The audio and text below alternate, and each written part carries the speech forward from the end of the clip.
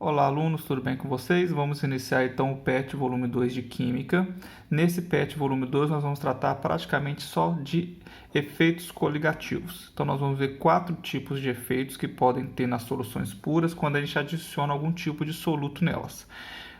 Para a gente começar isso, nós temos que tratar então de uma propriedade muito importante dos líquidos, que é a pressão de vapor. Você já tem ideia do que é uma pressão de vapor.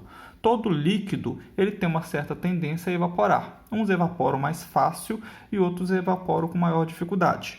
Então, geralmente, quando a gente tem uma substância que está no seu estado líquido, dependendo da temperatura, dependendo da situação, esse líquido, em algum determinado momento, ele pode atingir, então, a sua situação de vapor. Ou seja, vai começar a acontecer a sua evaporação, que é uma coisa espontânea desses líquidos. Se você pegar uma roupa que está extremamente molhada e colocar ela para secar mesmo à sombra, em determinado momento essa roupa ela vai secar. Ou seja, esses líquidos que estão ali, essas partículas, as moléculas que compõem esse líquido, em algum determinado momento, ela vai conseguir atingir uma determinada quantidade de energia para conseguir, então, ultrapassar, sair, romper as interações intermoleculares, saindo do estado líquido e, então, avançando para o estado de vapor. Ou seja, esse líquido ele conseguiu atingir uma pressão de vapor suficiente para poder mudar de fase. Então, o que é a pressão de vapor? É justamente o quê? A força que as moléculas desse líquido têm para conseguir evaporar, ou seja, conseguir sair do estado líquido e passar, então, para o estado de vapor. Então, nós sabemos que nós temos líquidos que fazem isso com mais facilidade e líquidos que fazem isso com uma maior dificuldade, né? Vou pegar um exemplo aqui para vocês, então. Uma situação que eu tenho, então, imagina 3 recipientes separados de água, de etanol e de gasolina. Qual desses aqui? A gente já consegue saber pelo senso comum, né, pela nossa vivência, pelo nosso cotidiano. Se eu colocar 3 frascos desses abertos numa sala fechada, qual deles que você vai conseguir sentir o cheiro mais fácil? É desse daqui, no caso da gasolina. Então você vai conseguir perceber que essa gasolina evaporou mais facilmente.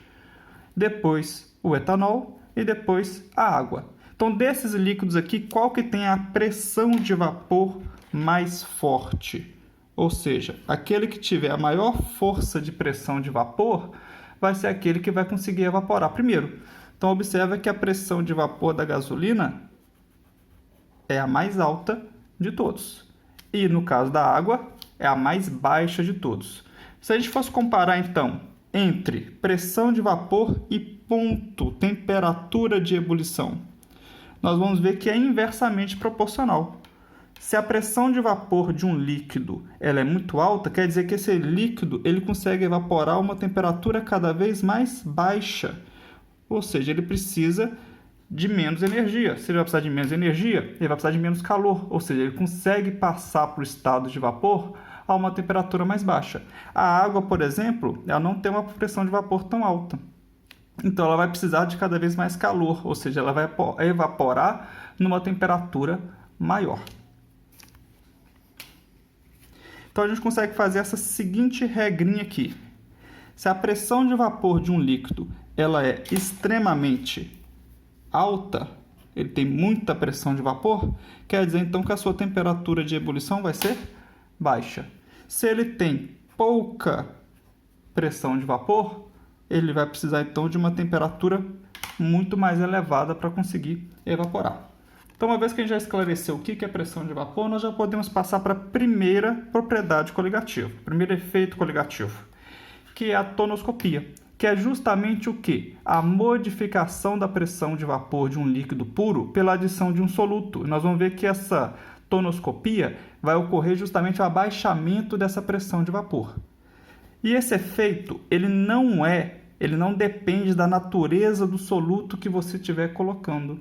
Ele vai depender apenas o quê? Da concentração, ou seja, da quantidade de partículas que estão solubilizadas nesse solvente que você acabou de fazer a sua alteração pela adição desse soluto. Ou seja, lá no PET 1 nós tratamos justamente das soluções, ou seja, das concentrações.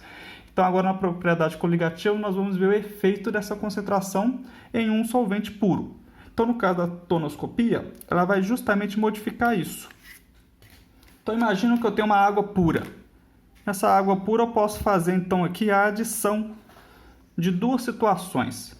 Uma, água pura, eu vou colocar glicose. Glicose é uma molécula. Glicose na concentração de 0,1 mol por litro. Se isso aqui é uma molécula, gente, essa glicose ela não vai estar dissociada. Ou seja, eu tenho exatamente 0,1 mol de partículas que estão solubilizadas para cada 1 litro de solução. A outra situação, eu ia colocar então sal de cozinha, cloreto de sódio. O cloreto de sódio é um sal iônico. Na presença de água, o que acontece com ele? Ele sofre dissociação, onde ele libera o íon, o cátion, no caso sódio, carga positiva, e o ânion, cloreto, Cl-. Se eu tenho 0,1 mol da substância do sal cloreto de sódio, ao dissociar isso aqui na água, quer dizer então que eu vou ter 0,1 mol do cátion e 0,1 mol do ânion, do cloreto. Ou seja, eu tenho um total de 0,2 mols de partícula. Então, observe que eu tenho duas soluções com a mesma concentração, mas a quantidade de partículas dissociadas não é a mesma. Então, aqui eu tenho muito menos partículas dissociadas do que aqui. Aqui eu tenho o dobro. Então, quanto maior for a quantidade de partículas, maior vai ser o efeito coligativo. No caso da tonoscopia, essa solução aqui ela vai ter uma pressão de vapor menor, porque o efeito coligativo, o efeito tonoscópico aqui, ele é mais acentuado. Se eu tenho mais quantidade de partículas, eu vou ter um maior abaixamento da pressão de vapor. Nesse caso aqui, eu também vou ter uma diminuição da pressão de vapor, porém vai ser um pouco menos acentuada, porque eu tenho uma quantidade menor de partículas, tá bom? Vou colocar uns exemplos no nosso Classroom, qualquer coisa vocês deixem suas dúvidas lá. Um abraço.